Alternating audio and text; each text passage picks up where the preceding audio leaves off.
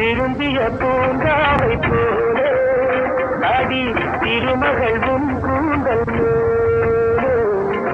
ஒரு மனம் நான் சூட வேண்டும்